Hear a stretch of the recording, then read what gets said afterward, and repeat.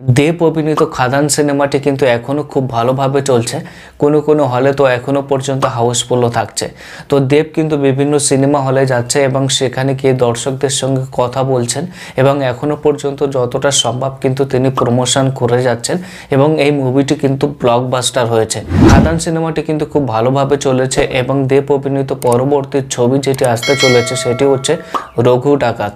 তো এই রঘু ডাকাতের কিন্তু অনেক পোস্টার আগে শেয়ার করেছেন যেটি অত্যন্ত জনপ্রিয় হয়েছে এবং সেই সঙ্গে কিন্তু সেই মুভির শুটিংয়ের কিছু মুহূর্ত দেব শেয়ার করেছেন এবং তিনি সেখানে দেখা যাচ্ছে যে দেব কিন্তু ঘোড়া চালানো শিখছেন, যেখানে তিনি ঘোড়ার পিঠে বসে আছেন এবং সেটিকে চালনা করা শিখছেন। কারণ এই মুভিটির যে গল্প সেটি হচ্ছে অনেক পুরানো একটি গল্প নিয়ে কিন্তু এই মুভিটি তৈরি হচ্ছে।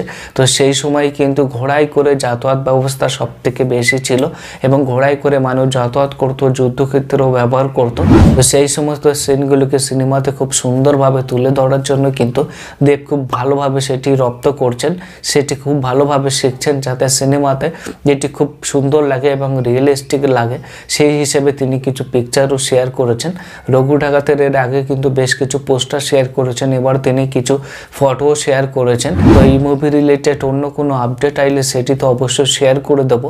এবং সেই সঙ্গে বর্তমানে দেব কিন্তু খাদান সিনেমাটির প্রমোশন খুব ভালোভাবে করে যাচ্ছেন এবং ভবিষ্যতে যখন রঘু ডাকাত সিনেমাটি আসবে সেই সিনেমাটির প্রমোশন তো তিনি করবেন। খাদান যেমন ব্লকবাস্টার হয়েছে, রঘু ডাকাত সিনেমাটিও কিন্তু ব্লকবাস্টার অবশ্যই হবে, কারণ এই সিনেমাটির গল্প অনেকটা পৌরাণিক এবং সেখানে সুপারস্টার দেব অভিনয় করছেন এবং সুন্দরভাবে তুলে ধরবেন এটি আশা করা যায়। আজকের ভিডিওতে এতটুকু ইনফরমেশন শেয়ার করলাম।